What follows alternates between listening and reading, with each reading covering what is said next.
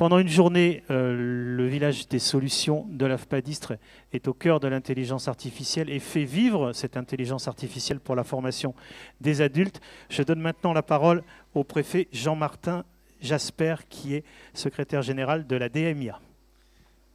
Bonjour, je suis très content d'être ici à Istres. Je salue bien entendu le sous-préfet d'Istres qui nous accueille, représentant de l'État, le directeur régional et l'ensemble de vous tous. Et on a donc une table ronde, la deuxième, sur l'industrie, les services publics, l'intelligence artificielle. Et on va essayer de regarder un peu plus loin dans la boule de cristal. Qu'est-ce qui va se passer dans les années qui viennent d'ici 2030, qui est l'échéance un peu la plus proche devant nous. Dans les 7-8 ans qui viennent, qu'est-ce qui va se passer en intelligence artificielle? Alors pour ouvrir tout ça, on va prendre d'abord l'un de nos intervenants, qui est Pascal Roy. C'est un professeur de médecine, qui est le patron d'un service de biostatistique, de bioinformatique et d'intelligence artificielle à Lyon, dans les hospices civils de Lyon. Il adore le piano, il est très engagé dans la recherche sur le cancer. Et puis il coordonne aussi en formation un master sur la santé publique à Lyon, qui est bien entendu une forte composante et un intérêt pour les mathématiques et l'intelligence artificielle. Alors, de manière très concrète, monsieur le professeur, qu'est-ce qu'on peut faire passer comme message sur ce qu'est l'intelligence artificielle dans la santé? Comment ça se passe dans les hôpitaux? Qu'est-ce que vous faites concrètement? Notre public est essentiellement composé demain de formateurs de l'AFPA, de gens qui viennent du monde entier, puisqu'on a de nombreux sites en Afrique qui sont connectés aussi aujourd'hui à Istres. Et quel est le message qu'on peut leur délivrer? Merci beaucoup. Merci Jean-Martin Jasper de l'invitation. Et merci évidemment à l'AFPA d'avoir organisé ce colloque.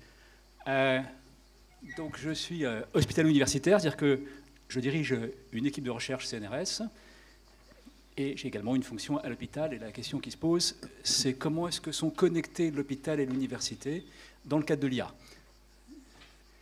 En fait, la problématique médicale, c'est qu'on est dans le monde du variable, on est dans le monde de la médecine et de la biologie. Un patient n'est jamais identique à un autre, tout varie, c'est-à-dire sa maladie, sa réponse au traitement, son pronostic. Et la question de fond, c'est comment est-ce qu'on analyse, on comprend, on décide dans le monde du variable. Pour ça, on travaille sur ce qu'on appelle des biomarqueurs. C'est quoi un biomarqueur? C'est une variable biologique, mais c'est aussi une variable d'image, qui est associée au diagnostic, au pronostic ou à la réponse thérapeutique. Et quand le nombre de biomarqueurs augmente, on peut caractériser des groupes de plus en plus petits d'individus, et on arrive vers cette médecine 5P. Elle est personnalisée, préventive, prédictive, participative. Elle est basée sur la preuve scientifique. C'est ce qu'on appelle la médecine de précision. Et deux questions se posent alors, c'est comment est-ce qu'on fait pour identifier ces biomarqueurs et comment est-ce qu'on peut estimer leur contribution réelle au diagnostic, au pronostic ou à la réponse thérapeutique. Alors ces modèles, c'est juste pour dire que des modèles existent. C'est-à-dire que la réponse à l'identification des marqueurs, c'est des modèles.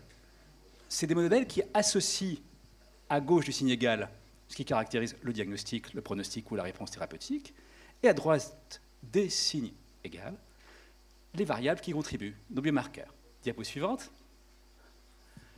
Mais la question qui se pose, c'est une question de médecine. Et c'est toute l'interface qu'il y a entre les mathématiques liées à la médecine. Quelles sont les qualités prédictives des modèles qu'on va utiliser? Une fois que les modèles auront appris des paramètres, une fois que les réseaux de neurones auront appris, quelles sont leurs propriétés, leurs contributions au diagnostic, au pronostic ou à la réponse thérapeutique. C'est l'objectif de la modélisation. C'est-à-dire qu'il faut extraire de l'information, on estime des paramètres, et il faut prédire pour de nouveaux individus qui n'ont pas contribué à construire les modèles. Et ces performances, elles varient en fonction du contexte clinique, et ça, c'est fondamental. En effet, j'ai entendu tout à l'heure qu'un algorithme d'apprentissage, ce n'est pas magique. Maintenant, ce qu'il faut, c'est travailler concrètement avec ces nouveaux modèles. Or, les performances d'un algorithme, comme celles d'un modèle, dépendent du contexte clinique de son application. Et donc, quand on est dans le domaine médical, on doit réfléchir à ça. On est dans le domaine de l'analyse de la décision médicale. Évidemment, ce qui compte, c'est les répercussions des erreurs de prédiction. Et les erreurs de prédiction, on comprend bien qu'il y a des faux positifs et qu'il y a des faux négatifs. Et suivant les conséquences de ces faux positifs et de ces faux négatifs, il faudra régler nos modèles ou nos paramètres de façon différente. Merci. Alors, le big data en médecine, parce que ça, c'était déjà vrai quand on avait un nombre restreint de variables. Maintenant, on a un très grand nombre de variables. Alors, soit on a un très grand nombre de sujets, c'est les bases de données médico-administratives, hein, c'est la base de la sécurité sociale. Soit on a un très grand nombre de variables biologiques ou d'images. On passe à la diapo suivante. Typiquement, c'est le génome. Le génome, c'est 3 milliards de paires de bases. Il y a 1 à 2% de ces paires de bases qui participent à ce qu'on appelle l'exome. Ce sont les fonctions de nos gènes qui passent par l'exome. Nos gènes, chez l'homme, c'est environ 22 000 gènes. C'est ce qu'on appelle la transcriptomique. On sait analyser 22 000 gènes d'un coup. On sait maintenant faire un séquençage complet de l'ADN sur les 3 milliards de paires de bases. En protéomique, il y a un très très grand nombre de protéines. Vous savez, il y a l'ADN, l'ARN messager, les protéines. Il y a un très très grand nombre. Mais les techniques, en général, filtrent et limitent l'analyse à un nombre restreint. Quand même quelques centaines. Et puis, il y a la radiomique, le contenu de l'image. L'image, non pas simplement nettoyée, lissée par des algorithmes et interprétée par un clinicien, mais l'image en tant qu'une matrice de points qui est analysée par un algorithme. Alors, l'intelligence artificielle, est-ce que c'est nouveau? Non. L'apprentissage machine, c'est en fait ce qu'on a fait pendant des années. C'était un peu comme M. Jourdain, on a fait de l'IA sans le savoir quand on faisait des statistiques. Et puis l'apprentissage profond, c'est simplement des fonctions mathématiques qui permettent d'approcher n'importe quel type de fonction mathématique, les réseaux de neurones. Ils font ça, c'est très bien, mais ils ne font que ça.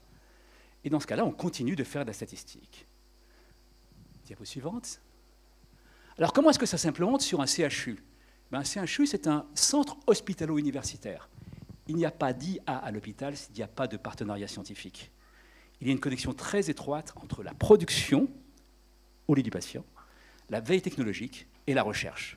On ne peut pas avoir une pratique de l'IA si on n'est pas connecté à la recherche parce que ça évolue très vite. Au niveau des hospices civils de Lyon a été créée une commission intelligence artificielle, la CIA. Le but, c'est quoi? C'est de réfléchir comment est-ce qu'on intègre des données usuelles, des données omiques, des données d'imagerie, des données textuelles avec ces fameux agents conversationnels, des données issues de capteurs, dans une approche multidimensionnelle. L'entreprise travaille avec ce type d'implémentation et réfléchit à comment tout ceci va être intégré dans une médecine qui va être une médecine de plus en plus appuyée sur le numérique. Et puis, il faut former à l'IA les professionnels de santé. Et donc, le défi, c'était de lancer dès cette année, en première année des enseignements en santé, une initiation à l'IA. Dans une discipline qui s'appelle la biomédecine quantitative, on continue de le faire, en spécialité médicale aussi, également dans des licences, et puis dans des UE de master M1 ou M2. On a évidemment des parcours d'excellence, mais ils doivent rester connectés à l'ensemble des parcours, et je pense qu'on devra discuter de ce point-là. On a des parcours d'excellence avec des doubles diplômes. Ils sont médecins, pharmaciens, dentistes, vétos, et en plus ils font, pour les médecins et les pharmaciens, l'école de l'INSERM ou un double cursus à Normal Sup. On a créé un double diplôme avec l'école centrale, avec une convention qui associe l'université, l'école centrale et l'hôpital. C'est-à-dire que l'hôpital s'implique maintenant dans les formations. Donc également, une recherche donc, de synergie entre l'université, l'hôpital et les écoles d'ingénieurs. On va plus loin. Il y a évidemment des appels d'offres, des structurations de la recherche, ces fameuses SFRI, dire structuration de la formation par la recherche dans les initiatives d'excellence. On participe à une SFRI qui s'appelle DigitBiomed sur Lyon, qui associe les universités, les écoles, les laboratoires de recherche et l'hôpital. Il y a également la formation transversale nationale en bioinformatique médicale, où on forme aux données de grande dimension des médecins et des biologistes. Et ce qui est important, c'est que dans toutes ces filières de formation qui associent production, veille technologique et recherche, elles doivent être mixtes. C'est-à-dire, quel que soit le niveau de formation, il me semble important que les acteurs soient opérationnels pour attaquer le monde professionnel ou pour poursuivre s'ils ont une orientation de chercheurs. Et pour finir, pour la formation tout au long de la vie, eh bien, la formation continue s'articule avec les formations initiales et actuellement, on mutualise des unités de formation pour à la fois être dans des formations initiales et dans des formations continues. Merci beaucoup, monsieur le professeur. Donc, quelques mots sur tout ça. Bien entendu, les techniciens vont être partout, hein, puisqu'il y a plein de capteurs, il y a des machines, il y a de la programmation. Et donc, il va falloir assister le médecin d'une nouvelle catégorie de collaborateurs dans l'hôpital. Aujourd'hui, les services informatiques, c'est 10-20 personnes dans un grand hôpital.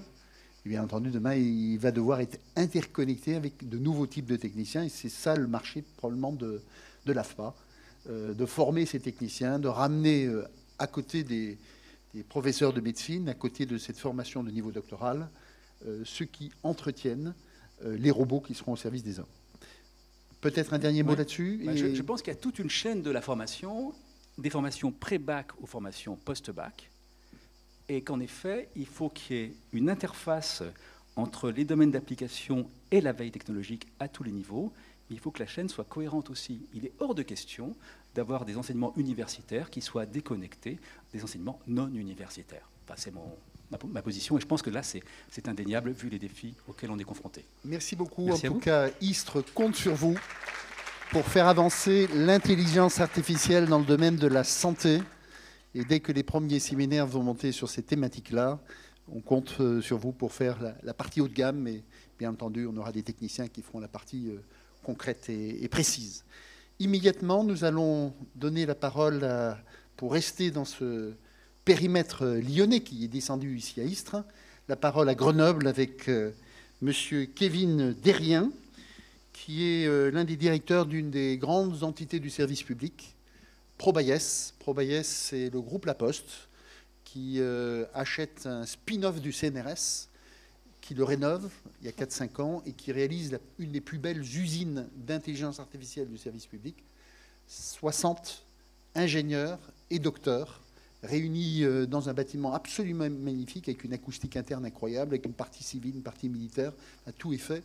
Pourquoi? Parce que La Poste est un des grands industriels de la logistique en France. Tous les Français aiment La Poste. Alors concrètement, Monsieur Derrien, comment est-ce qu'on enseigne l'intelligence artificielle chez vous? Que fait Probayes? Et quels sont les conseils que vous pouvez donner aux techniciens, aux formateurs, à tous ces cadres de l'AFPA qu'on a réunis ici aujourd'hui à Istres, capitale de la France, de la formation à l'intelligence artificielle? Merci, Monsieur le Préfet. Merci à toutes et à tous. Alors, slide suivant, je vais vous présenter rapidement Probayes, et après on reviendra sur la question de Monsieur Jasper.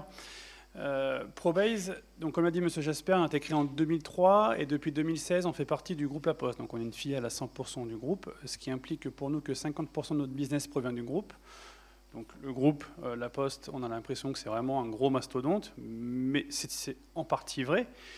Mais tous les métiers du numérique, La Poste le traite, dans le domaine bancaire, dans le domaine du dernier kilomètre, dans le domaine des chatbots. La Poste se diversifie parce qu'il y a de moins en moins de courriers et est obligé de trouver des leviers de croissance sur son business prioritaire. Donc, à racheter La Poste, à racheter Probayes, ce qui fait de nous le centre R&D en IA du groupe. Mais pas que R&D, c'est-à-dire que nos algos que l'on développe ont une application après industrielle. Donc on a cette obligation, cette capacité de sortir les derniers modèles mathématiques à la mode des derniers laboratoires, mais aussi de les appliquer à une industrialisation et une application concrète. Donc notre positionnement, c'est vraiment être le lien entre les écosystèmes innovants. Donc on fait partie d'un tout un tas de clusters, que ce soit dans le domaine du numérique et criminologique, dans le domaine de la défense avec Eden, des laboratoires R&D, puisque notre cœur, c'est vraiment la R&D, issu d'un essaimage entre l'INRIA et le CNRS, et 4 de nos fondateurs sont repartis dans le laboratoire historique, ils sont nos conseillers scientifiques. Et le domaine industriel, donc le lien avec les clients, pour appliquer ces modèles mathématiques aux applications industrielles concrètes. Notre cœur de métier, c'est vraiment tout ce qui tourne autour du traitement, analyse de la donnée, donc la data science. Aujourd'hui, on appelle IA. Il y a 4 ans, le buzzword, c'était big data. Nous, on parle vraiment de traitement et de science de la donnée pure et dure. Alors, je vous rassure, notre cœur de métier, c'est ne pas de remplacer l'humain. On ne va pas créer le nouveau Terminator, on ne va pas créer le nouveau Big Brother. On est là pour créer des outils d'aide à la décision. On vient aider un opérateur. On agrège tout un tas de données pour lui donner un indicateur plus pertinent qui lui permet de prendre la meilleure décision possible au meilleur moment. Est-ce que ma machine va tomber en panne? Voici les probabilités qu'elle tombe en panne. Je prends la décision. L'IA ne prendra pas la décision, en tout cas pas encore. Pareil, surtout dans le domaine de la défense, la décision revient à l'opérateur, au pilote de chasse. Voici les données qu'on a, voici la détection de cible qu'on a. À toi de faire le choix. L'IA ne remplacera pas. Et pour finir, on est 65 personnes, à peu près 50-55 productifs. Donc, comme l'a dit M. Jasper, ingénieurs et docteurs. Du coup, ce qui implique pour nous de se nourrir des académiques pour pouvoir recruter les bonnes personnes pour pouvoir délivrer, mais aussi de former les gens. Et donc c'est pour ça que je suis là aujourd'hui. Notre offre, 80-90% de notre business provient de conseils et de solutions sur mesure. Donc on a très peu de boîtes noires. On vient vraiment co-construire ensemble un algorithme mathématique qui répond à une application concrète. Tout ce qu'on développe est en open source, donc la propriété intellectuelle appartient à nos clients. On a quelques solutions packagées qui sont des chatbots, des solutions de fraude à la carte bancaire et d'optimisation de transport.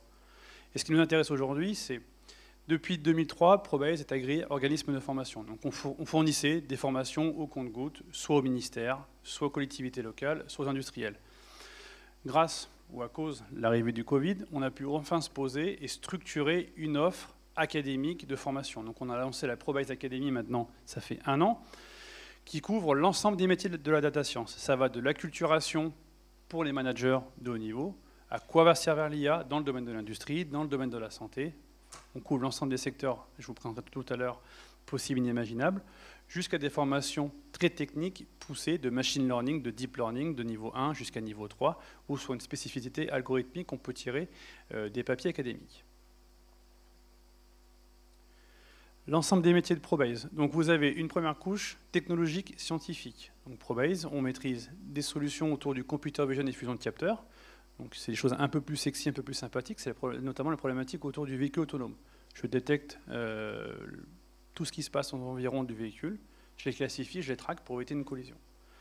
On a des personnes qui sont spécialisées dans le traitement automatique de la langue, dont fait partie de chatbot, voilà, notamment sur mon timbre en ligne. Vous posez des questions bêtes et basiques, ça remplace entre guillemets un opérateur et ça vous permet d'avoir des réponses simples. On a des personnes qui sont spécialisées dans ce que nous appelle du scoring et prédiction, donc plutôt ce qui est machine learning un petit peu plus classique, avec des bases de données transactionnelles issues de systèmes d'information, de RP, ou alors on va faire des prédictions, notamment des prédictions de panne. On a des personnes qui sont spécialisées en réseau bayésien ontologie, et la petite dernière qui est la recherche opérationnelle. Donc eux, ils vont venir se nourrir des prédictions de vente, prédictions de maintenance, pour pouvoir optimiser la chaîne logistique qui en découle. Chez ProBase, on a des compétences scientifiques, mais on a aussi des compétences industrielles, donc de déploiement et d'industrialisation de nos algos, puisqu'on s'est aperçu que c'est bien beau de faire un joli moteur de Ferrari, et derrière, s'il n'y a pas la carlingue et s'il n'y a pas la carrosserie, et ben, l'industriel il se retrouve avec un joli code Python, et puis ben, après, avec un joli rapport PDF, qu'est-ce qu'ils ont fait? Donc on a cette capacité maintenant d'accompagner nos clients jusqu'au bout de l'industrialisation. Ça peut être sur un smartphone, comme ça peut être sur un PC classique dans le domaine industriel. La ProBase Academy. Alors pourquoi se former chez ProBase? Alors nous, on forme donc les personnes en interne chez nous, les clients, nos clients finaux, mais aussi les formateurs pour pouvoir qu'eux puissent donner des formations à d'autres personnes.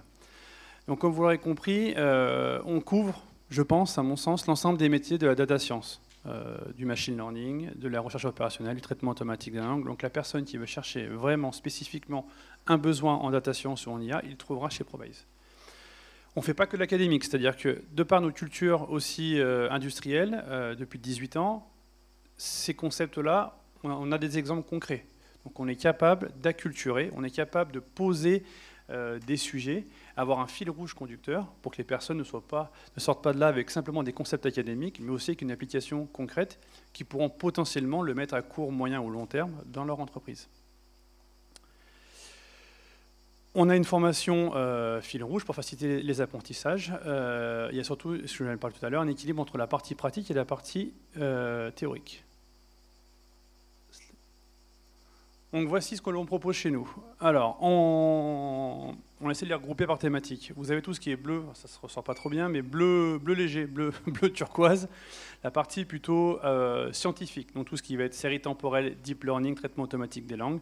Donc ça, ce sont des personnes qui ont déjà de l'appétence en intelligence artificielle. La brique jaune, on va dire que c'est la brique d'entrée principale. Il faut que ces gens-là aient validé une conception du langage de développement Python qui est à 99% le langage de développement des data scientists. Qui a 20 ans, hein, le Python, c'est... Exactement. C'est comme ça s'apprend assez rapidement. Tout à fait, si on a des bases en C++... Et notamment, ça s'apprend aussi pour les jeunes grâce à quelque chose qui s'appelle Scratch. Hein. Scratch a été développé par le MIT, donc une grande université américaine. C'est gratuit et ça permet d'apprendre le Python à des enfants qui ont 10 ans. Voilà, et donc... on commence demain à apprendre le Python à 10 ans, on s'améliore. Après, on va dans le lycée d'enseignement professionnel. Là, on a la chance de s'élever. On peut très bien être un excellent programmateur Python à 16 ans, grâce à Scratch, parce qu'on a commencé à 10 ans. Et puis un jour, on se retrouve chez ProBayes ou à l'AFPA pour mettre tout ça en œuvre dans des systèmes industriels. Oui. Et le petit dernier qui est toujours un peu à l'écart, mais qu'on applique dans le domaine de la data science, c'est tout ce qui est recherche opérationnelle. Donc voilà, on couvre l'ensemble de ces métiers-là. Vous avez le parcours de formation. Donc je vous l'ai dit, le point d'entrée principal, c'est tout ce qui va être développement langage Python. Voilà, on a des prérequis, les personnes ne peuvent pas rentrer sans avoir un certain prérequis, donc on teste les personnes, on fait l'effort de leur envoyer un test technique pour pouvoir valider l'entrée ou non dans les programmes de formation et à quel niveau on doit préconiser. Ça ne sert à rien que quelqu'un rentre au machine learning niveau 3 s'il n'a pas les prérequis techniques pour le machine learning niveau 2 ou le traitement ou le développement Python. Donc on est là vraiment pour valider. C'est à la fois bénéfique pour lui, puisque sinon il va se retrouver perdu, et bénéfique pour les autres personnes qui suivent la formation. Donc une des grandes questions que Alain Maillet, le directeur régional de l'AFPA Sud, se pose, c'est bien entendu combien j'ai de formateurs Python. Et s'il n'en a pas, ce n'est pas très grave. Vous pouvez former des formateurs Python avec un petit travail ici, où d'autres acteurs ici de ces tables rondes sont capables de fournir ces briques-là. En tout cas, le Python est la base demain à la fois la modernisation des services publics et la modernisation des services publics avec l'intelligence artificielle. Et ce n'est pas un langage si compliqué, sauf que c'est un peu de l'anglais quand même. Hein. Les instructions sont très anglophones. Tout à fait, oui. C'est une de nos difficultés. Et ensuite, vous avez les autres parcours ? Les autres parcours sont somme toute classiques, avec la partie traitement automatique de langue, machine learning. Donc ce sont des sujets, on va dire, classiques et assez larges. Et sur le côté, vous avez aussi des sujets, donc formation pour les formateurs, et aussi la partie, ce que nous demandent de plus en plus les industriels, c'est l'acculturation à l'IA, au machine learning, à la data science, pour le top management ou pour le middle management. C'est-à-dire comment je suis capable d'insuffler la transformation digitale et numérique de mes équipes si moi-même je ne suis pas capable de parler à minima d'IA ou data science sans forcément faire peur à mes collaborateurs, à mes opérateurs. Donc on est là pour les acculturer dans leur secteur d'activité, dans leur domaine de prédilection. Un grand merci. On applaudit le groupe La Poste du service public qui est en pointe. Et c'est normal parce que vous êtes 250 000 au niveau national à peu près dans le groupe. C'est ça, 250 000 et 65 à ProBayes entre Grenoble et Paris. Et donc là aussi, Istres se marie aujourd'hui avec Grenoble et pas uniquement Lyon. Lyon, c'est les hôpitaux. À Grenoble, c'est le service public. Et je pense que vous rêvez déjà, Monsieur Kérine Derrien, d'aller faire un séminaire sur The Camp aussi pour faire une formation de chef d'entreprise ici. Et bien entendu, je crois que dans quelques instants, on va entendre Kevin Polizzi pour nous parler en tant qu'industriel de ce qui se passe concrètement dans la région.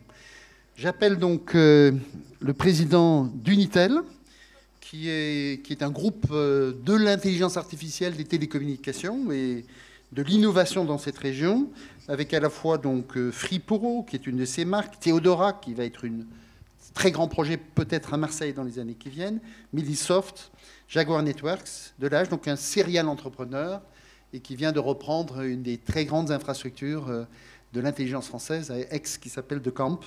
Monsieur le chef d'entreprise, cher Kevin, quel est le message très concret qu'on peut donner sur l'intelligence artificielle en simplifiant quand même un peu les choses parce qu'il y a les crânes d'œufs d'un côté là, qui sont au niveau doctorat, mais il y a la réalité du terrain. Comme le sous-préfet nous l'a dit, l'IA est en train d'arriver partout, dans la vraie vie, pas uniquement dans les labos. Bon, les cheveux s'en vont très vite aussi, hein, vous le savez. Kevin, merci.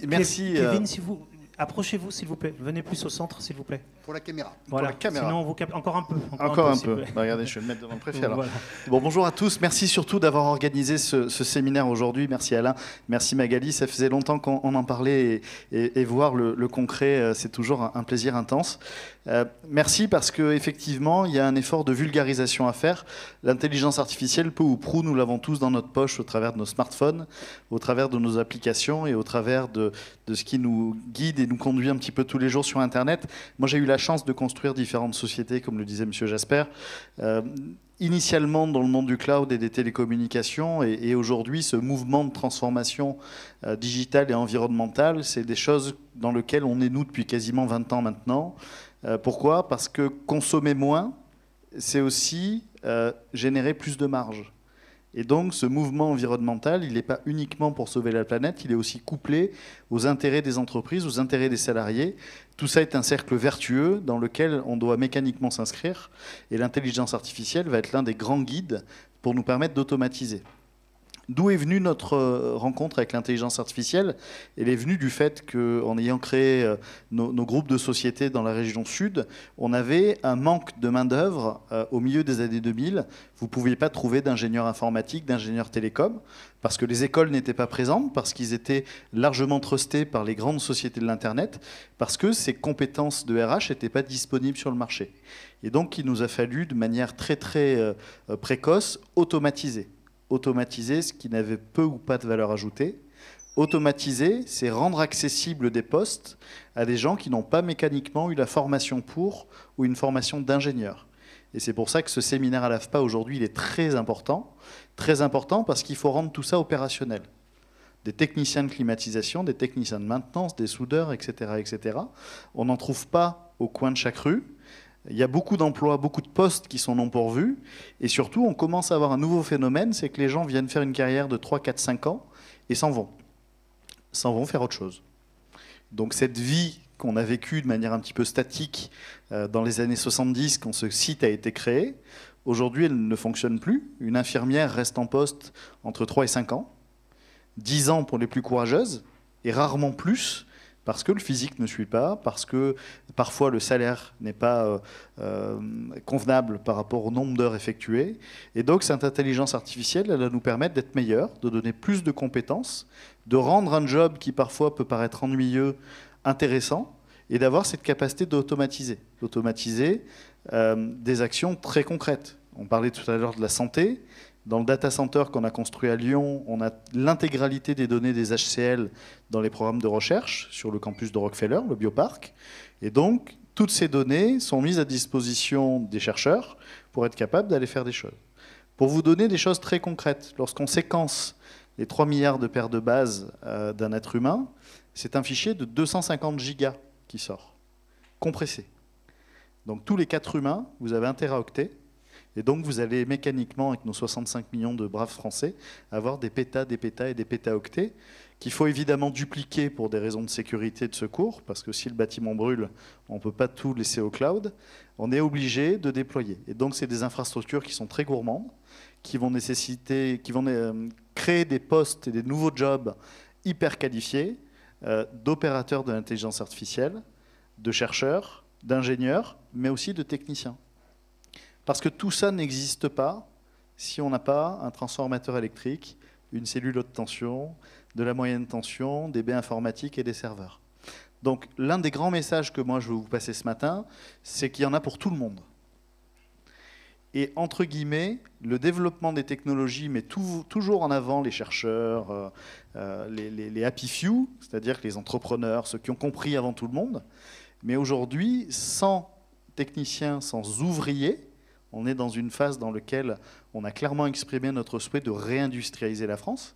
Et moi, je fais toujours ce parallèle historique avec le site d'Istres, qui a été créé au moment où on industrialisait le bassin de Fos-sur-Mer. Et c'est pour ça que Istres, pour moi, a un rôle absolument essentiel. Quand on dit tout à l'heure c'est la capitale, c'est exactement le terme qu'il faut employer. C'est la capitale de la réindustrialisation. Alors, on a eu la chance de faire plusieurs projets. On est actionnaire du groupe Vercor, qui est la Gigafactory de batterie qui est en train d'être montée à Grenoble, sur lequel, pour être hyper compétitif dans le monde de la batterie, qui est un enjeu mondial, il va falloir vraiment automatiser, spécialiser. Construire des batteries, si on fait un parallèle très simple, c'est comme construire des yaourts. Vous voyez ce pot de yaourt dans lequel on vient injecter les fruits d'un côté et le lait de l'autre côté et brasser tout ça. Faire une batterie, c'est une anode et une cathode. Ça n'a pas changé depuis toujours et ce n'est pas prêt de changer, entre guillemets. Et donc, c'est tout un tas d'étapes. Il faut mixer la matière, il faut filtrer la matière, il faut cuire la matière, il faut étaler la matière, etc. Donc, il y a un process industriel qui est très clair. 80% de la fabrication d'une batterie, c'est fait pour des ouvriers. Et en fait, on a un vrai sujet de wording parce que souvent les ouvriers, il y a 10, 20 ou 30 ans, quand ils avaient des grands combats à mener, c'était la classe ouvrière. Aujourd'hui, ils s'appellent par leur poste, par leur métier. C'est-à-dire, je suis technicien de chaîne, je suis logisticien, je suis cariste, je suis ci, je suis ça. Non, vous êtes des ouvriers de l'intelligence artificielle. Et ce qui est très intéressant, c'est de se dire que cette intelligence artificielle, ce n'est plus une option, c'est plus quelque chose de nouveau. C'est quelque chose, à partir du moment où on considère que tout le monde l'a dans sa poche, il faut arrêter de considérer que c'est nouveau. C'est un tronc commun de l'apprentissage. Ça ne peut plus être écarté. Le Python, c'est pour les spécialistes, les experts, ceux qui vont devoir mettre les mains dans le code. La data science et la visualisation des données, c'est quelque chose de standard qu'il faut apprendre aux enfants. Lorsque vous regardiez Evelyne Delia présenter la météo, elle avait des grands ordinateurs qui faisaient de la simulation pour vous dire que le vent était à 70 km/h. Ils se trompaient régulièrement, il faut quand même l'avouer. C'est pour ça qu'il faut toujours faire attention au niveau de confiance qu'on donne à la machine. Mais l'interface de présentation, c'était une carte de France avec un soleil, la pluie et quelques courants d'air. Et donc, dans l'industrie 4.0, dans tous les métiers de la Smart City, on doit avoir des techniciens formés de manière très simple sur les concepts de base, un objet connecté, un tunnel télécom qui transfère la donnée, un peu de chiffrement pour assurer la sécurité. Donc monter sur des sujets qui sont basico-basiques. Et puis derrière ça, pour les plus intéressés, et là vous avez une mission qui est, à mon avis, essentielle, il faut être capable de leur proposer la suite. C'est-à-dire que si vraiment ils sont intéressés, c'est pas ouvrier contre maître ingénieur, c'est fini ce temps-là. C'est je suis intéressé, j'ai une capacité de fournir en auto-apprentissage encore plus d'informations. Et cette capacité pour nous derrière de les embaucher. Et de les embaucher en leur proposant un programme de carrière. Parce qu'on ne sait pas construire une entreprise avec des gens qui changent de poste tous les 5 ans, mais on sait fournir un programme de carrière avec des gens qui ont envie de changer de métier tous les 5 ans. Et ça, c'est quelque chose qui est essentiel du côté des entrepreneurs, c'est qu'on doit proposer à chaque collaborateur la capacité de pouvoir bouger dans le groupe. Sinon, on les forme, on les donne aux concurrents, et on crée 2 problèmes, un vide chez nous et un avantage chez le compétiteur. Et ça, entre guillemets, on le vit tous les jours parce que avant, on vous demandait une formation pour aller parler anglais. Voilà, alors, entretien de fin d'année, qu'est-ce que vous voulez ? Je veux parler anglais, super. Bon. Maintenant, c'est plus ça qu'on nous demande. Ce qu'on nous demande, c'est du télétravail. Ce qu'on nous demande, c'est des avantages qui sont pas des avantages sociaux, qui sont des avantages du métier, de l'intérêt pour l'entreprise. Et à ce titre, on est en train de construire évidemment des campus qui sont un petit peu différents. On profite de ces chantiers de construction de campus qui sont en plusieurs dizaines de millions d'euros pour réinventer l'acte de construire. Et le prochain gros challenge qui nous attend, c'est le challenge de la construction, du BTP. Le BTP, c'est le même pourcentage de PIB que la santé. C'est à peu près entre 12 et 15% du PIB français. C'est le métier le moins digitalisé. C'est le métier le plus cher. C'est le métier qui est le plus sujet à l'inflation. C'est le métier pour lequel vous allez faire un crédit 20 ans pour tenter d'être propriétaire si vous arrivez à payer les 20 ans. 25. Etc. Ou 25 ou peut-être 30. En Suisse, ils sont à 80. Donc il faut une bonne médecine. Hein. Donc le sujet qui est le nôtre, c'est comment on apporte de la compétitivité, parce que l'intelligence artificielle, c'est la garantie de maintenir l'employabilité de ceux qui ne sont pas formés. Mais c'est aussi la capacité de donner plus de compétitivité aux entreprises, plus de pouvoir d'achat, plus de latitude, et donc une économie qui est plus forte. Merci.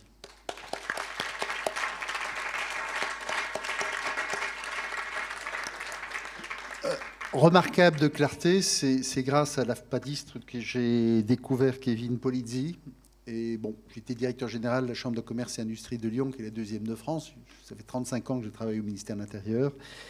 Et j'ai rarement vu un chef d'entreprise qui, dans le secteur où je mange tous les jours, de 7h du matin à 10h du soir, d'intelligence artificielle, vers quelqu'un qui a une telle vision. Voilà, et à chaque fois, j'apprends. Donc là, il nous a transmis un message. Les data sciences sont la base d'à peu près de tout.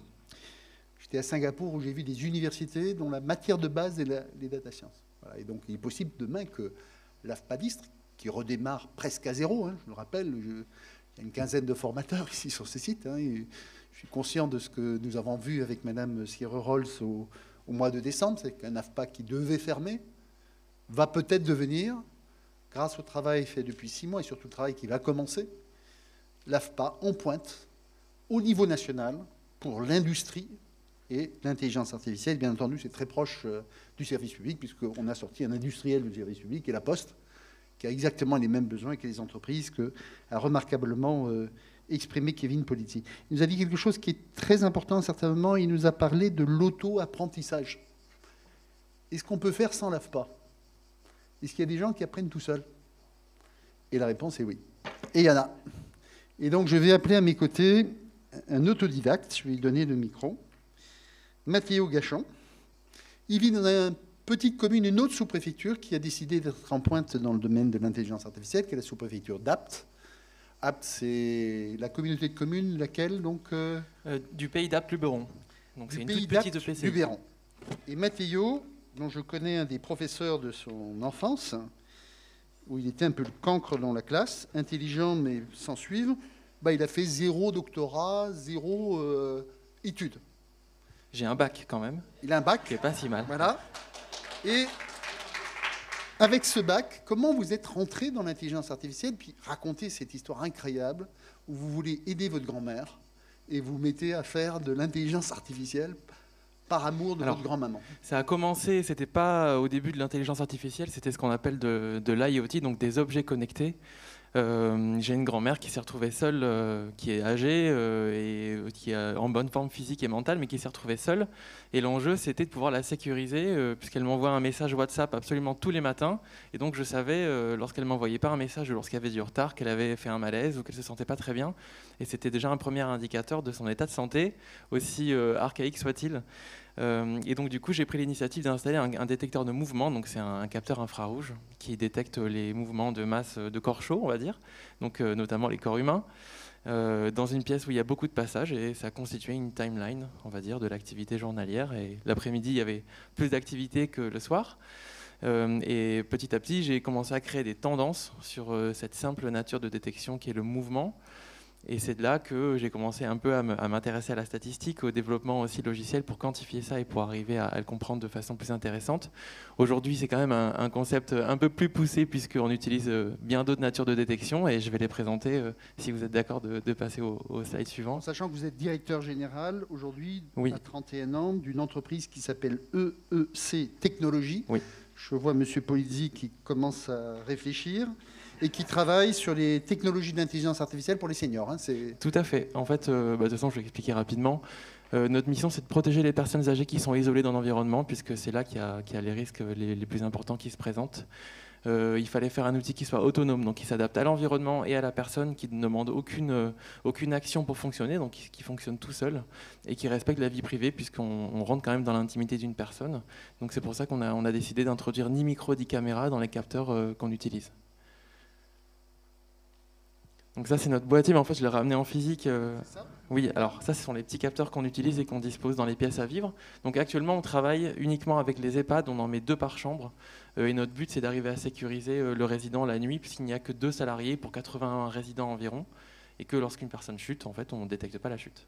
Et c'est mieux que le bouton, parce que quand il est vraiment tombé, le bouton, il n'y appuie pas dessus pour appeler. Alors, c'est ça. Hein, il y a une typologie de chute lourde qui peut entraîner une perte de conscience ou en tout cas une désorientation qui fait qu'ils ne vont pas appuyer sur le bouton. Il y a des personnes aussi qui ne savent pas à quoi servent leur montre ou leur collier.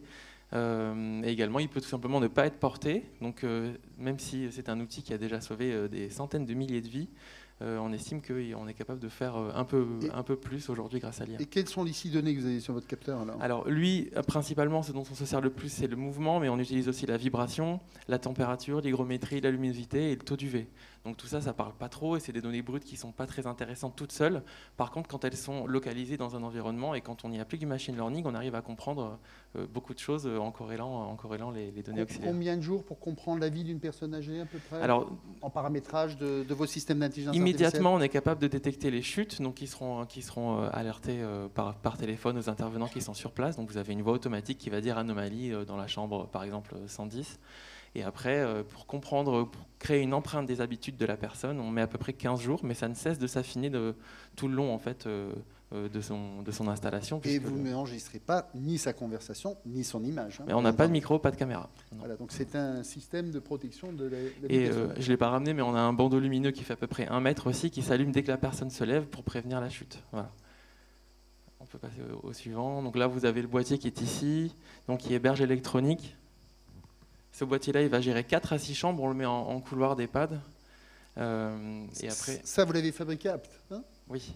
Et alors, c'est fait quoi? Avec une imprimante 3D? Alors, c'est ça. Un peu notre concept, c'est de mêler IoT, intelligence artificielle et impression 3D.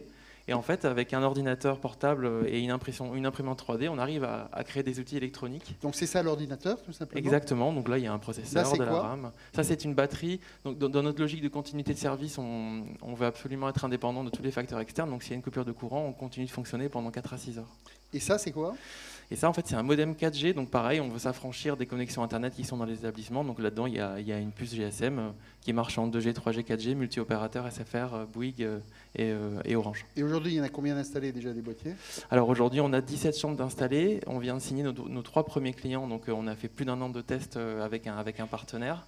Et on va également collaborer avec l'Agence régionale de santé et le département. Donc c'est un début. L'ARS, voilà. Oui, tout à fait. Et tout ça, c'est made in Provence, à côté de chez vous, dans en un partie, lieu qui en s'appelle la partie parce que Voutade, hein. Tout à fait. Alors il y a beaucoup d'électronique qui vient d'Asie, quasiment tout qui est produit en Asie. Par contre, l'assemblage, le logiciel et la facture du boîtier sont faits dans nos petits bureaux en zone rurale. Et donc, dernière... il y a encore un slide? J'en ai encore quelques-uns. Mais... Oui, allez-y, racontez Alors, votre histoire, parce que c'est concret. On voit que l'intelligence artificielle, c'est de la programmation, mais c'est l'électronique, c'est du travail sur mesure, et ça naît sans aide d'État au départ. C'est quelqu'un qui invente tout seul dans son village de Provence un système de suite. Donc nous, on a 3 étapes pour réduire les anomalies et les détecter. Donc on a une interface de gestion sur laquelle on va suggérer aux soignants. Donc ça va être le médecin coordonnateur et le cadre de santé, les profils qui auront un changement d'habitude conséquent. Donc par exemple une personne qui dormait bien, qui se met à se lever plusieurs fois par nuit, ça peut être le résultat par exemple d'un changement de médication, l'apparition d'une pathologie. Tout ça, c'est des causes externes que eux vont avoir. Par contre, si on leur dit pas ce qui se passe en huis clos la nuit quand il n'y a personne, ils peuvent pas le remarquer. Donc c'est une information qu'on leur apporte pour faire de l'anticipation de chute essentiellement. Après, donc, on fait de la prévention en éclairant le chemin lumineux de la personne dès qu'elle se lève automatiquement. Et enfin, on fait de la détection, donc notre boîtier qui passe les appels téléphoniques pour que les intervenants soient au bon endroit au bon moment. Donc le bénéfice pour les résidents, c'est qu'on protège leur intégrité physique, on conserve leur autonomie plus longtemps. Il faut savoir que 85% des chutes sont dites molles ou lentes, c'est-à-dire que c'est le fait de rester au sol parce qu'elles n'arrivent pas à se relever qui vont entraîner des séquelles et de la perte d'autonomie, alors qu'en fait c'est largement évitable, donc ça conserve leur autonomie plus longtemps et on respecte complètement la vie privée. Pour l'EHPAD, alors leurs soignants ils peuvent être au bon endroit au bon moment, donc on est sûr. Actuellement, vous avez une moyenne de 2 intervenants la nuit pour 80 chambres en EHPAD. C'est rarissime qu'il y en ait 3. J'ai déjà vu des établissements où il y en avait 3, mais c'est parce qu'il y avait des unités spécialisées. Notre outil permet justement que ces 2 personnes-là ne passent pas à côté d'une chute, et donc ça optimise grandement leur temps. Donc les résidents sont plus autonomes puisqu'ils ne vont pas à l'hôpital pour une chute molle ou pour une chute lente, donc ils continuent à faire leur toilette, à s'habiller eux-mêmes, on conserve leur autonomie le plus longtemps possible, donc c'est un gain de temps aussi pour l'établissement. Et surtout c'est un outil qui ne demande aucun changement d'habitude, ni pour les intervenants, ni pour les résidents, il n'y a pas de formation, ça fonctionne tout seul. Et enfin après pour les institutions, donc c'est ce que je disais tout à l'heure, l'ARS et le département, l'assurance maladie également, ça permet de réduire les coûts qui sont liés aux chutes et surtout au maintien au sol qui sont facilement évitables. On peut quantifier et comprendre les actions qui se déroulent à huis clos alors qu'avant c'était impossible. Et enfin, on aide les EHPAD à faire plus avec autant de moyens parce que le coût d'un outil comme le nôtre, tout compris, maintenance, installation, c'est entre 15 et 20 euros par mois au bout de 5 ans. Donc c'est vraiment ridicule par rapport à ce que paie un résident pour résider dans l'EHPAD. Voilà. Dernière question, Mathieu. Oui. Alors, comment vous avez fait pour apprendre tout seul l'intelligence artificielle? Comment on fait ça? Merci YouTube déjà en grande partie, ou Udemy qui sont des plateformes sur lesquelles on peut apprendre rapidement sur des domaines qui sont très spécifiques. Les Américains ont de l'avance sur nous en intelligence artificielle, ce qui n'est pas très grave parce que même si on a du retard, la technologie fait que le retard se rattrape très vite.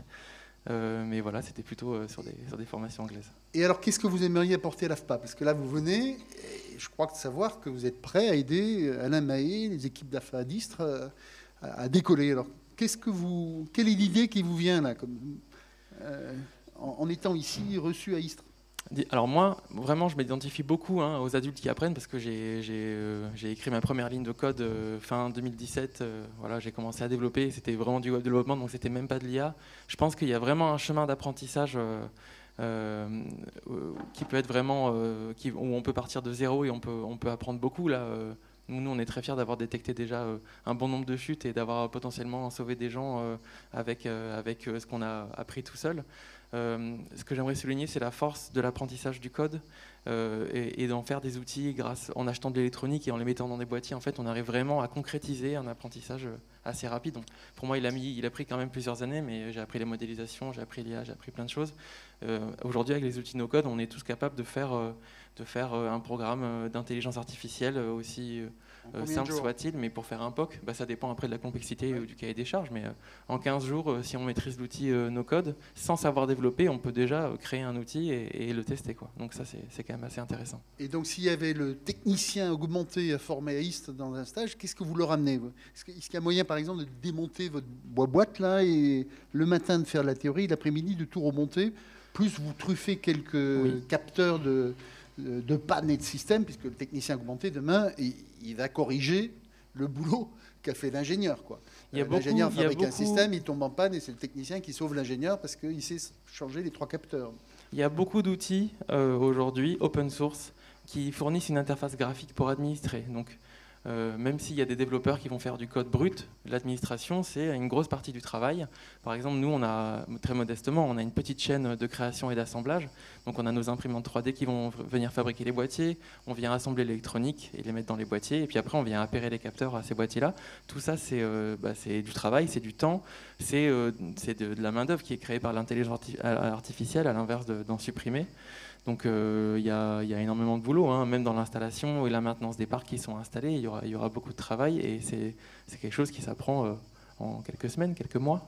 Voilà, et donc l'intérêt, c'est demain de mixer de la formation théorique sur l'intelligence artificielle avec la manipulation pratique, parce que c'est là en partie que le technicien va trouver du plaisir, et donc pas simplement d'être dans la partie très universitaire, très haut de gamme et très recherche, mais vraiment comment on rentre, ce qu'a dit Kevin Polizzi, dans le concret. Comment on arrive à fabriquer à Istres un nouveau système de formation, parfois dérivé de ce qu'a montré le service public qui était en avance, mais qui est prêt à partager ce qu'il a trouvé, bien entendu, par rapport à son propre groupe industriel, qui le partage déjà en étant payé, bien entendu. Ce n'est pas un partage entièrement gratuit.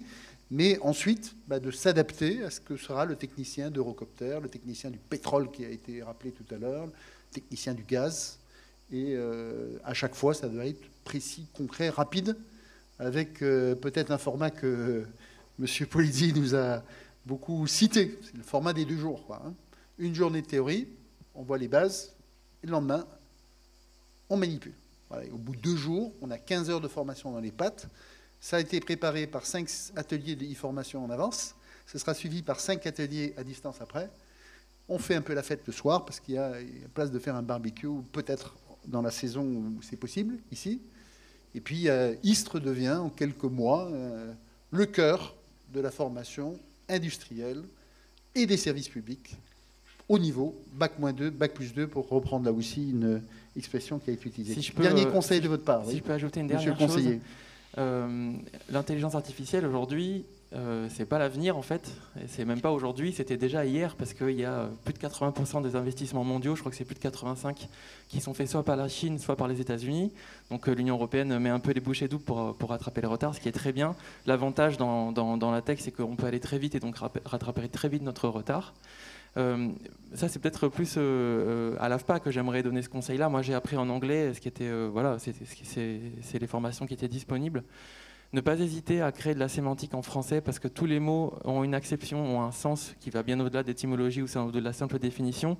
Et c'est en utilisant du français qu'on va développer une culture française de l'intelligence artificielle. Et ça permet de ne pas toujours avoir un train de retard sur un langage qu'on maîtrise moins. Voilà. Donc, c'est important de développer notre propre culture. Un grand merci à Kevin, on l'applaudit. Et il annonce notamment ce sujet de l'intelligence africaine, intelligence artificielle dans le monde francophone qui sera traité cet après-midi. Alors comme on n'est que des hommes, ce qui est inadmissible dans une table ronde, j'appelle à mes côtés quelqu'un qui ne s'attendait pas à intervenir, mais après la génération des 30 ans, c'est celle des 20 ans qui va nous rejoindre. Je vous invite Madame Yaïsa Sanchez Bermudez de venir nous parler d'un thème qui est l'intelligence artificielle et les enfants, avant de donner bien entendu la parole à Patrick Grimaldi. Alors, quelques mots. Donc, vous êtes étudiante à Aix. Vous avez une licence d'intelligence artificielle en poche. Oui, c'est ça. Vous allez étudier à Grenoble après, parce que votre master, on vous l'a donné à Grenoble. Vous nous avez rejoint il y a quelques semaines et je vous ai ramené une belle idée de Singapour que vous avez adaptée en un mois. Alors, qu'est-ce que Daisy? Alors Daisy, donc, comme vous l'avez dit, c'est un livret qui vient de Singapour. Donc Singapour, en tant que Smart City, vise déjà les enfants de 7 à 8 ans pour les acculturer à l'intelligence artificielle. Donc nous, ce qu'on a fait, c'est qu'on a repris cette idée de livret, on l'a traduit en français, et on va aussi, du coup, former et acculturer nos enfants de 7 à 9 ans à l'intelligence artificielle. Donc, il y a le livret donc, avec des petits personnages et des petits robots qui vont apprendre aux enfants que les robots, c'est nos amis, qui vont les acculturer dès le plus jeune âge avec des mots de vocabulaire à l'intelligence artificielle. Et on va également accompagner ce livret pédagogique de cycles de 5 séances avec différents formateurs, des petites vidéos, des jeux, donc des activités ludiques, pour leur apprendre un peu qu'est-ce qu'est l'intelligence artificielle. Et donc, comme l'a mentionné tout à l'heure le préfet, nous allons également utiliser, par exemple, Scratch pour les initier au langage Python et à toute cette culture, entre guillemets, de la programmation. Qu'est-ce que c'est, les blocs, faire des boucles, etc. Un grand merci à Yaisa. Donc, Yaisa va prendre des groupes de 10 enfants, va utiliser soit de la formation en distance, 45 minutes, c'est à peu près la durée maximale sur des enfants de 7 à 10 ans, donc ça doit être ludique, petite séquence rapide. Elle est en train de fabriquer des jeux qui leur permettent notamment d'écrire en Python. Hein, j'aime maman en Python, comment ça s'écrit, ou leur prénom en Python, de manière à faire en sorte qu'ils rentrent dans une initiation qui appartient à leur tranche d'âge.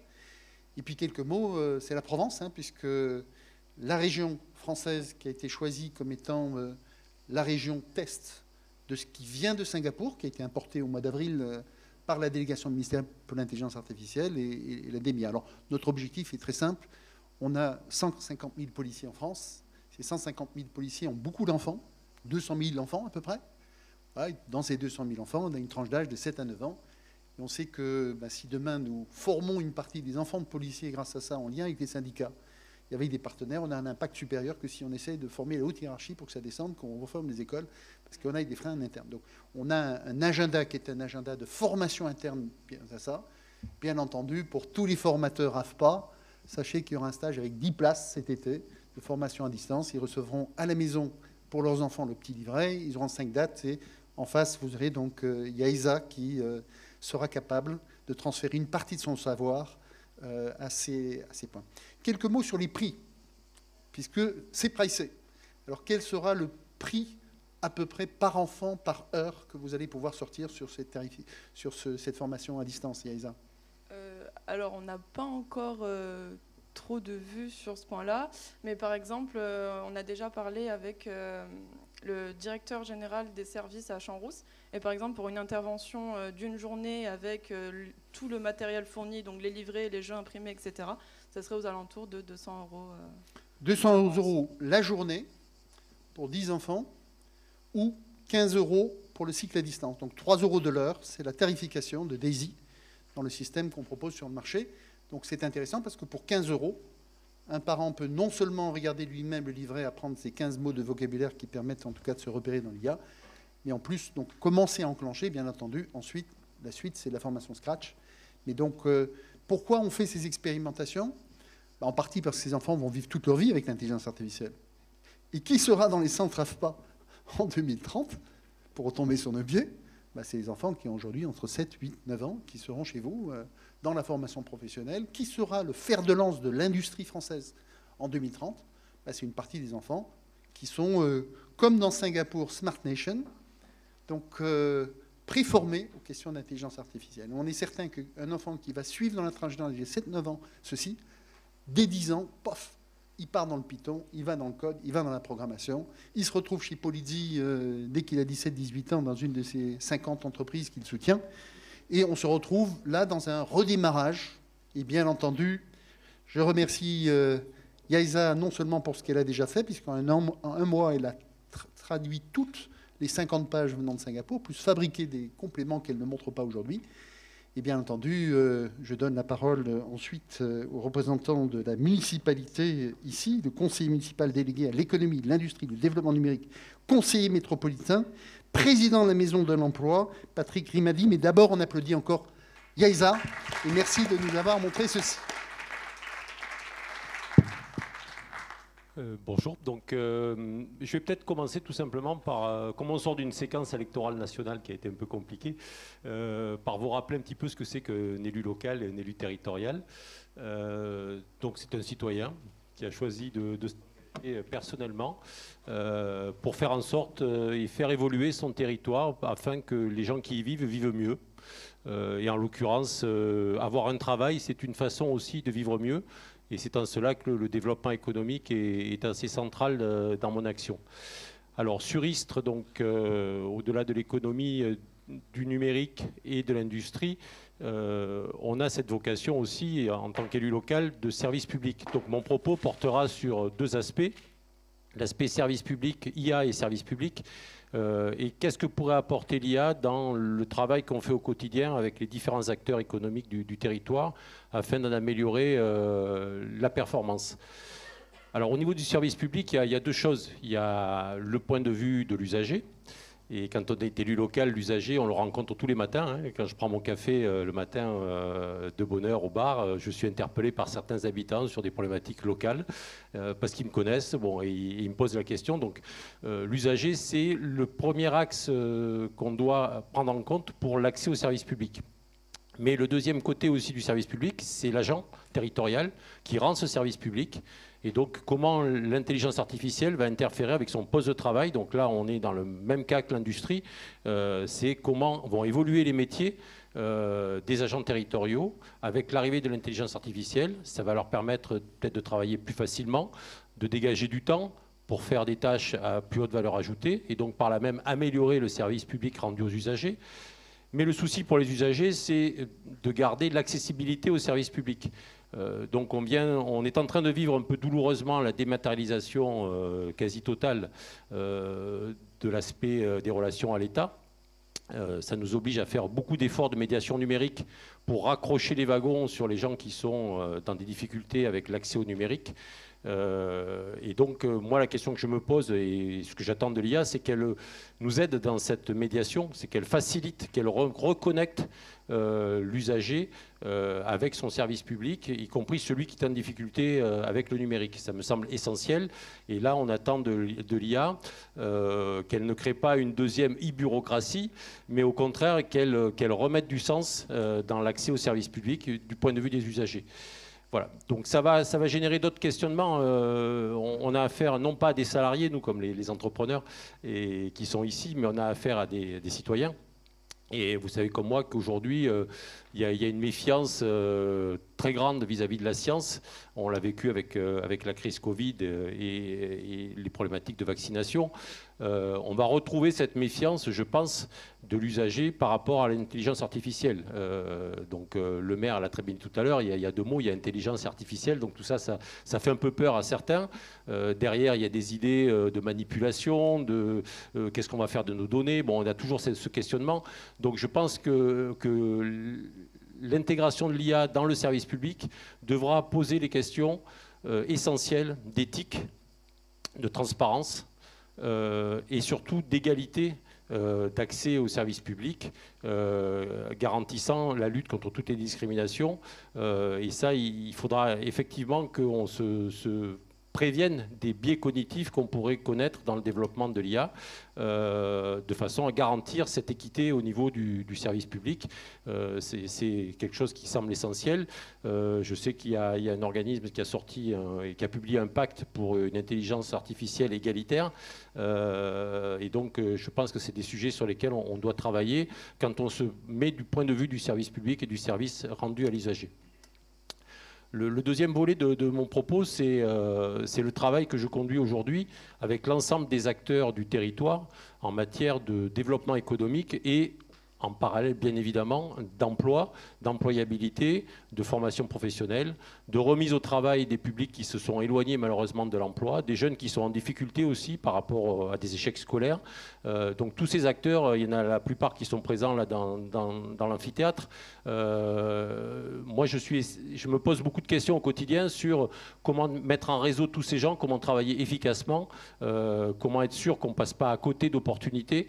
Le propre d'un élu, justement, c'est d'avoir cette vision et de garantir que, quelque part, on est vigilant et on est en veille un peu technologique sur ce qui se passe autour de nous, en levant un peu le nez du guidon de la ville d'Istres et du territoire Ist-Ouest-Provence, de façon à ne pas louper les wagons qui passent autour de nous et qui permettrait donc d'améliorer cette qualité de développement économique du territoire, parce qu'on voit bien que c'est complexe. Alors c'est complexe du point de vue des gens qui sont en difficulté avec l'emploi. Ils ont devant eux un grand nombre d'acteurs, que ce soit bien sûr Pôle emploi, mais aussi les acteurs de l'insertion, le PLI, la mission locale pour les jeunes, la maison de l'emploi. Tous ces acteurs-là, c'est un peu compliqué à appréhender. Ensuite, derrière, tout individu, tout citoyen a des compétences, parce que moi je considère que tout le monde doit aujourd'hui pouvoir avoir un travail et tout le monde doit être capable de tenir un poste de travail aujourd'hui. Et donc après se pose la question de la formation professionnelle, donc le lien entre ces acteurs de l'insertion et le milieu de la formation professionnelle. Donc là on a la chance d'avoir sur le territoire l'AFPA et le CFAI qui sont deux organismes de formation professionnelle pour les jeunes et pour les adultes. On a aussi un lycée pro, le lycée Latécoère, éducation nationale, qui aussi fabrique et produit des jeunes qui sortent avec des diplômes professionnels. Donc tout ce monde-là, comment on va le mettre en connexion avec le monde économique et les acteurs économiques pour répondre aux attentes et aux évolutions de métiers qui vont se produire dans le monde économique. On voit bien aujourd'hui que beaucoup d'employeurs ont d'énormes difficultés à recruter. On ne trouve pas les bons profils, on ne trouve pas les gens motivés, on ne trouve pas... Bon, donc c'est très compliqué. Et donc, je me pose la question, quelque part, est-ce que des algorithmes pourraient nous aider, nous apporter une aide décisionnelle avec le service développement éco de la métropole avec qui je travaille quasiment au quotidien. On est confronté à des problématiques d'implantation d'entreprises, sur des problématiques de foncier. Donc tous ces paramètres-là, ça fait un nombre très très important de paramètres à prendre en compte pour lequel le cerveau humain finit par avoir ses limites. Et donc je me dis quelque part, est-ce que l'intelligence artificielle ne pourrait pas développer des outils qui soient un peu des aides à la décision, des accompagnements pour tous ces acteurs de l'insertion, de la formation, du développement éco, afin d'améliorer de façon un peu à la manière d'un chef d'orchestre la partition jouée au niveau du territoire et nous permettre d'être plus efficients, de réduire notre nombre de chômeurs, d'accueillir plus d'activités économiques, de permettre aussi la transition écologique des activités économiques qui sont déjà présentes, et tout ça donc avec la meilleure efficacité possible. Un grand merci. On applaudit Patrick Grimaldi, qui nous a ouvert une série de questions. On n'a pas encore les réponses à tout ça. On pense que c'est le cas. On peut gagner entre 10 et 50% de performance dans une décision avec de l'intelligence artificielle, sauf que on est au début de cette ère et c'est dans 2-3 ans qu'il faut être prêt absolument. Certains sont prêts avant, M. Polizillet. Je voudrais qu'il nous dise encore un petit mot sur son entreprise de capteurs. Là, vous avez quand même raconté quelque chose d'assez incroyable d'une entreprise qui fait des capteurs pour l'électricité. Je rappelle à mes côtés donc Patrick Grimaldi et tout à l'heure vous allez pouvoir avoir le temps de quelques questions. Alors, comment vous avez inventé cette boîte incroyable qui est à côté d'ici, à Martigues je crois, et qui fait un des plus beaux capteurs mondiaux dans le domaine de l'électricité? Ouais, il faut se souvenir, un peu comme Pasteur qui a trouvé le vaccin pour la rage un petit peu par accident, il y a tout un tas d'inventions, d'innovations qui sont disponibles par accident. Et donc l'état initial du pourquoi on a inventé un capteur de détection d'incendie nouvelle génération, c'est parce que les incendies prennent 2 à 3 semaines dans une armoire électrique pour devenir un incendie. Donc ça démarre par un petit éclair électrique, très simple.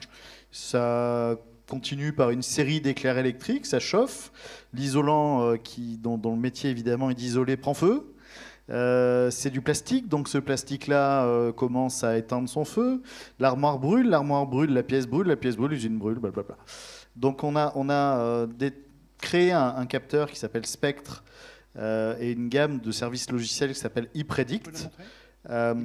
Et donc, en fait, ce capteur spectre, il vient à partir d'un petit peu, comme on l'a vu tout à l'heure sur la détection de chute, à partir d'un certain nombre de phénomènes électriques et d'analyse du spectre gazeux. On vient détecter un petit peu comme un nez humain avec une précision qui est 1000 fois supérieure à celle du nez humain. C'est ça. Les premiers gaz, donc imaginez quelque chose de très simple et faites-le à la limite ce soir quand vous rentrez à la maison.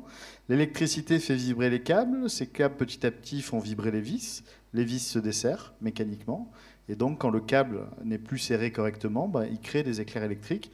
C'est valable dans toutes les armoires électriques de France et de Navarre et dans le monde entier. Et donc on a deux cas d'usage qui sont simples, c'est la détection des incendies très très précoces, et puis par le hasard des choses, dans l'armoire de lab qui nous servait à valider ces capteurs, on a tous les soirs à 18h, on avait une courbe qui montait, on ne comprenait pas pourquoi, et au bout de 2-3 soirs, on a regardé la vidéo, on a vu l'homme de ménage qui était en train de faire le ménage dans l'allée du data center. Et donc, on a réussi à vendre ces capteurs, notamment dans certains offices HLM qui font des détections pour savoir si le ménage a bien lieu chez eux ou pas. Donc voilà, vous voyez, un capteur a plusieurs usages. C'est pas celui qu'on avait privilégié, pour être sincère avec vous, mais c'est celui qu'on vend relativement bien aussi. Donc, l'argent n'a pas d'odeur, manifestement. Au-delà de ça, on est en train de discuter, par exemple, avec le CEA et avec ITER et Cadarache, là aussi, pour quelque chose auquel on n'a pas pensé. Ces consortiums d'entreprises sont l'idée par des groupes mondiaux. Et en fait, dans les groupes mondiaux, chacun se doit une quote-part de commande de chiffre d'affaires. Donc, lorsque, par exemple, on fait un projet de recherche à 10 milliards, avec 10 acteurs, chacun prend 1 milliard. Le problème, c'est que les armoires électriques viennent d'Inde. Et donc, ils ne sont pas super sereins sur ITER. Donc, voilà, on est en train de faire un gros contrat avec eux pour équiper l'intégralité des armoires électriques d'ITER de cette typologie de détecteur. C'est un brevet mondial qui a été mis dans les mains de Schneider Electric, qui est quand même notre électricien national international. Et donc Schneider a un produit. Et si je vous dis juste un mot là-dessus, parce que je suis très en retard, il faut que je file juste derrière, c'est très intéressant de voir comment on finance l'innovation. Et ça, entre guillemets, on aura l'occasion d'en reparler, parce que financer un programme de recherche, c'est aussi aller chercher l'existant. Un programme de formation, c'est aller regarder l'existant. Et ce qu'on a fait avec Schneider, vous savez, ces grands groupes ont souvent voulu acheter des petites startups et souvent les ont tuées très vite parce que l'ADN n'est pas du tout le même et ça ne fonctionne pas. Et donc, ils ont monté derrière des fonds de private equity, c'est-à-dire des fonds d'investissement pour investir dans des petites sociétés qu'ils ont principalement tuées aussi parce que malheureusement, là aussi, l'écart de culture est trop important.